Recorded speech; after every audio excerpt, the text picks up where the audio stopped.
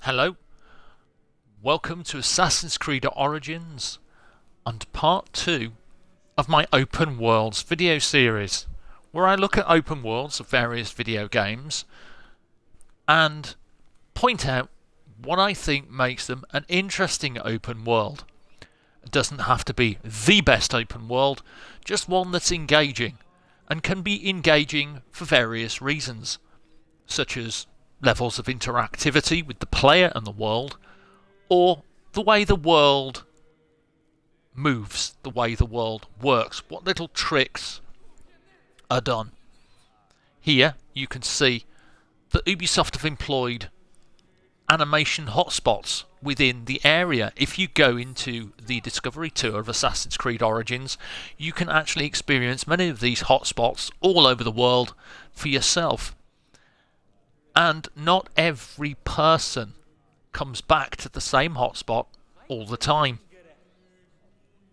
And that's what makes it interesting. So you get a feeling of life as we leave the Temple of Sekhmet in Yuma. My children admire you very much.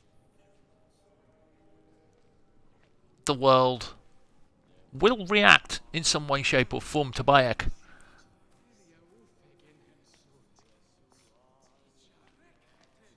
Depending on who you've helped or what you may have done, there are certain interactive conversations, or rather conversations you can trigger by moving near the person or even instigating with the right button.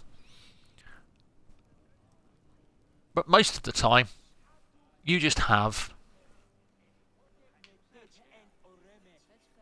life moving on around you. The temple just shows the level of detail that the designers of Origins went to when creating the world of ancient Egypt. This is a beautiful place, and it's one of the most beautiful games that I'd seen at the time. When I got Assassin's Creed Origins, it blew me away for numerous reasons. Everywhere you look on this game, there's something of interest. Even if you're out and about in the desert, people doing things, the world passing as you go by, guards on patrol, children running around, birds suddenly taking flight off the water. And as we move along,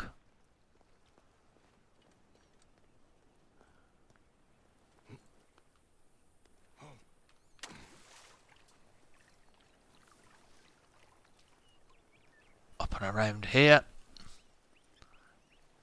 heading towards one of my favourite places, which is the blacksmith. See some children playing.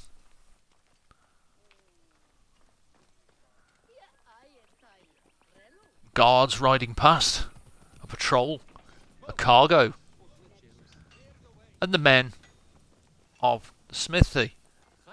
Interestingly, one of them has quit for the day. There's normally 3. There's normally a man who makes or breaks the moulds and puts the metal in that pile. So you have the 2 men here working, one of them smelting the metal, the other stoking the fire with the reed pipe, ensuring it stays at a constant temperature.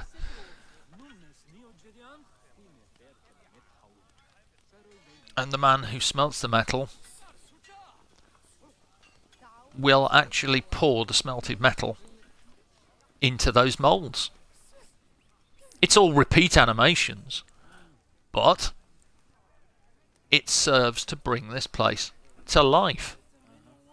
Blacksmith working on the anvil, checking his weapons. People gathering in groups, stopping to talk. In many ways, reacting to each other. And over time, these gentlemen will go away as well. When night comes, they'll move on. In the morning, the smelter will return first, followed by the man with the pipe, and lastly, the man who breaks the moulds.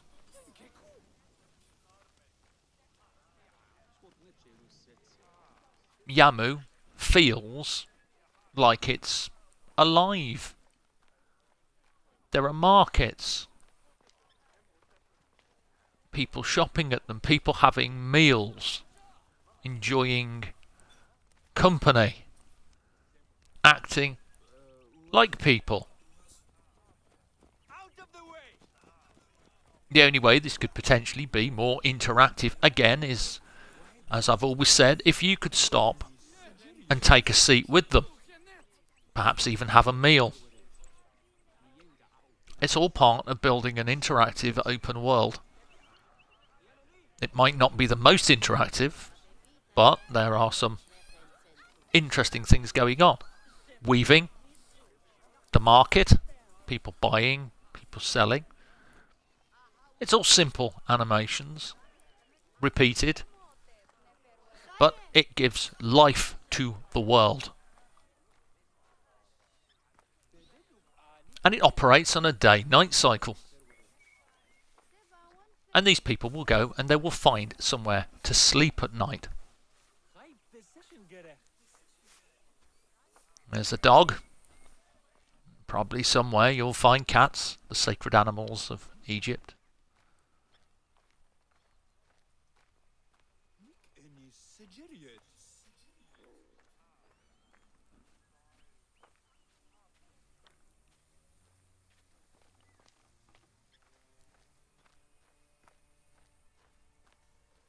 We'll just go over this wall.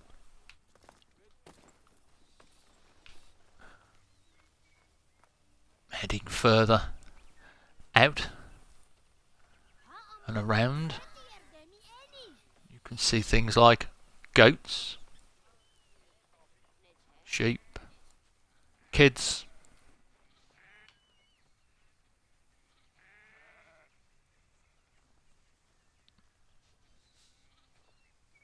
all these people, all these animals, all follow a cycle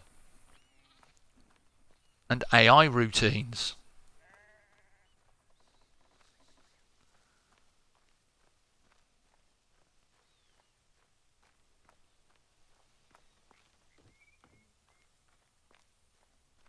And if you notice, as it's getting later, the sound has changed as well, like with The Witcher.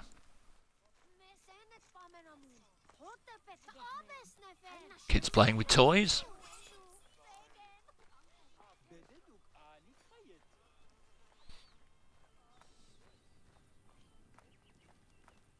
A lip brazier.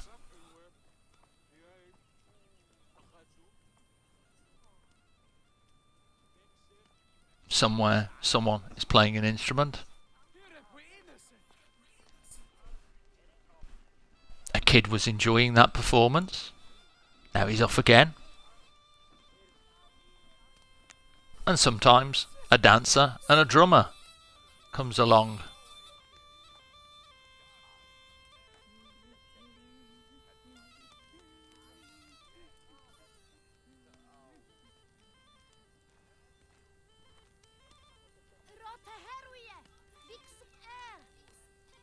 Someone making some kind of flatbread. Someone sitting by the fire. So, that's during the day. What happens to this place at night?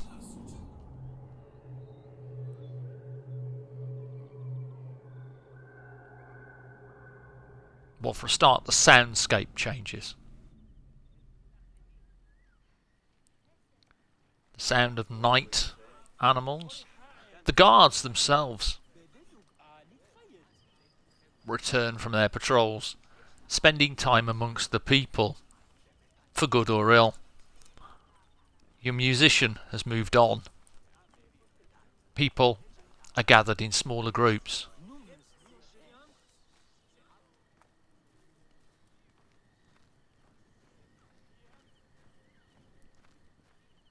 It has a totally different feel. The animals are potentially lying down for the day, apart from the chickens.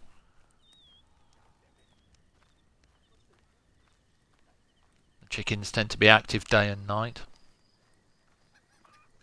Strange creatures. We take another look all the way over here. See a cart heading off, trundling on.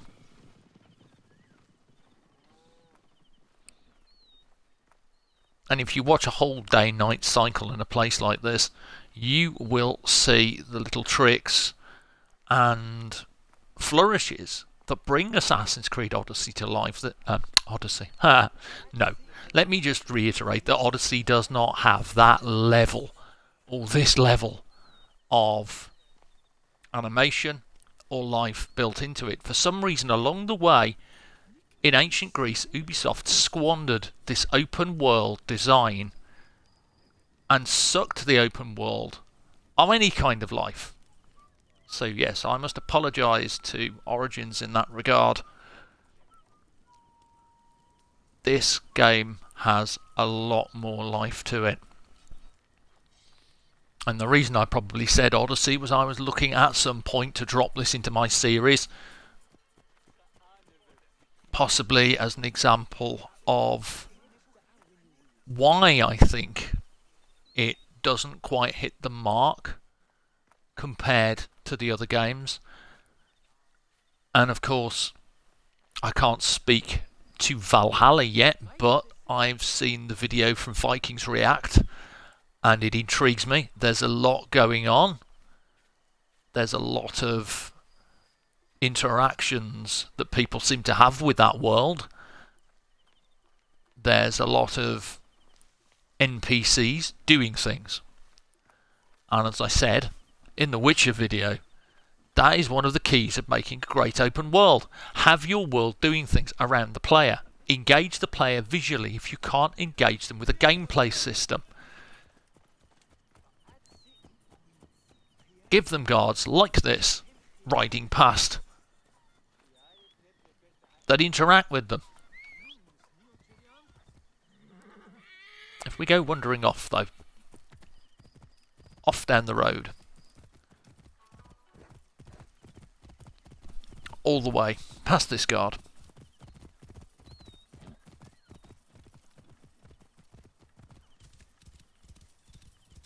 and just in general, a quick explore.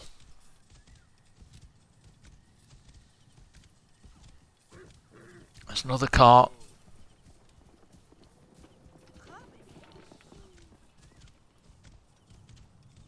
And now you can see that a group of guards have gathered here around this camp for the night, and they're off to rest, interacting with each other and just generally patrolling. They won't attack you unless you attack them. Another example of AI systems used to flesh out an open world. Because there is a lot of this world. You can see it. And everywhere you look, it gives you something to look at. Something to go towards, something to explore. Now there are question marks because Origins was very in love with The Witcher 3, and The Witcher 3 has areas marked with question marks. But everywhere you looked, you can see something to draw your eye. The Pharos, a landmark. The pyramids, a landmark. The open world wants you to explore it. It would have been nice if many of this was left to the player's device to go out there and find for themselves. But I can forgive it. And there's one final thing I wanted to draw attention to, because I could go on for a while talking about the various different interactions. You've only seen some of them in Yamu. There are many others. But one of the other things I wanted to talk about was one of the characters of the game that doesn't often get much love. The desert. It's a vast expanse of sand.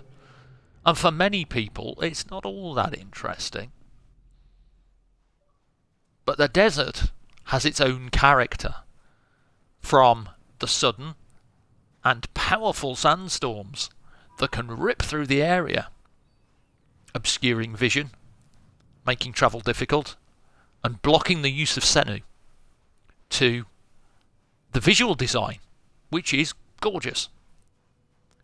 It has another trick up its sleeve though, one that makes it an interesting area to spend any amount of time with in the open world. The more time you spend in the desert, the more the desert starts to affect Bayek's mind. As the heat of the day rises, Bayek starts to suffer illusions, heat stroke. It might not be warm enough for it to trigger yet, but as that sun gets higher, and I spend time heading across the desert towards the pyramid, things may start to happen. And there are usually audio cues as well as visual cues. You'll hear it now.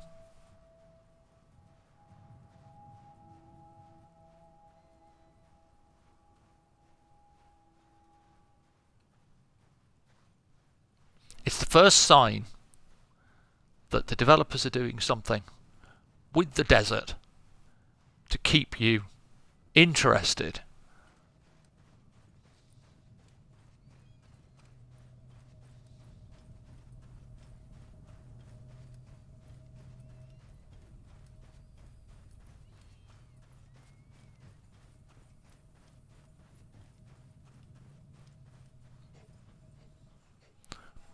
But what they also do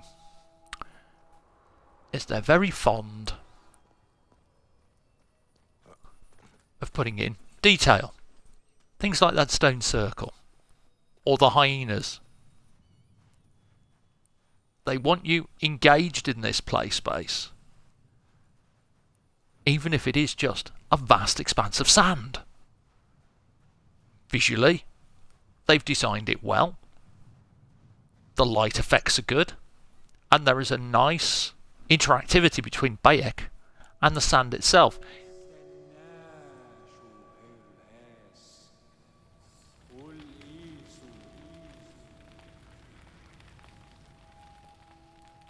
And one of the illusions, very biblical.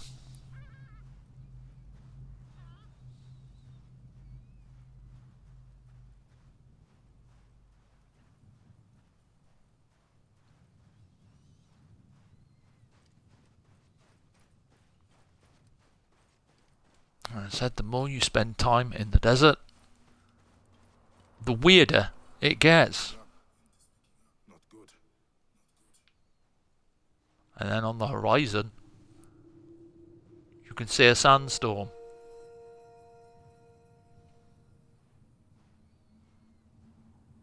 And the more time I spend out in the desert as Bayek, the weirder it can get. And this is just another way that Ubisoft have turned a bland area in many respects into a place that you actually want to engage with.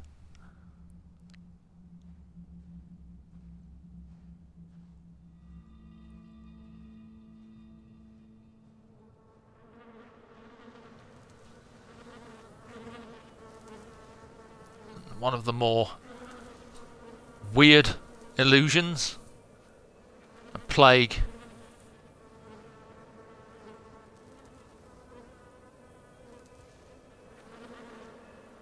That sounds potentially like tsetse flies.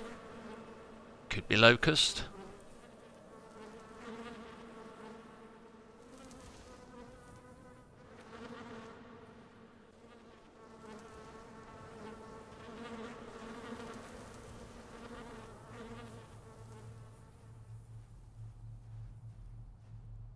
It's another way that they keep this game space interesting. And it's another reason I think that Origins is one of the better open worlds. And it probably is fitting for me to walk Bayek of Siwa into a great sandstorm.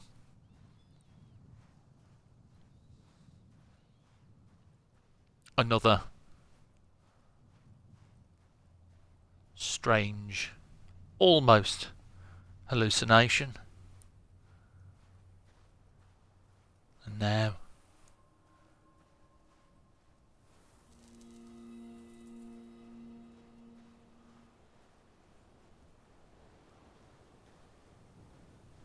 as the winds pick up,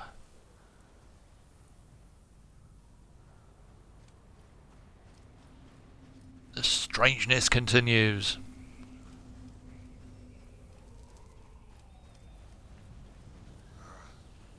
Obstenu got clear.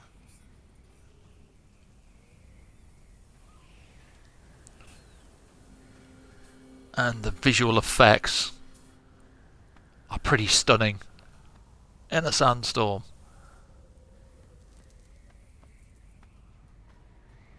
And again, the animation here is good. Bayek reacts to the harsh wind. They probably didn't want to make the sandstorm too deadly, but it's just effective enough to give the desert more character. So between the day-night cycles, the open world non-player characters having their own jobs, having their own interactions, having their own communications between each other. This is why I will always think that Assassin's Creed Origins creates an interesting open world. It may not be one of the best, but it certainly is one of the better ones. So that's my second video on open worlds. If you haven't seen the first, that's based on The Witcher 3. Go and give it a watch. And stay safe. Thank you for watching. Until the next time. Bye for now.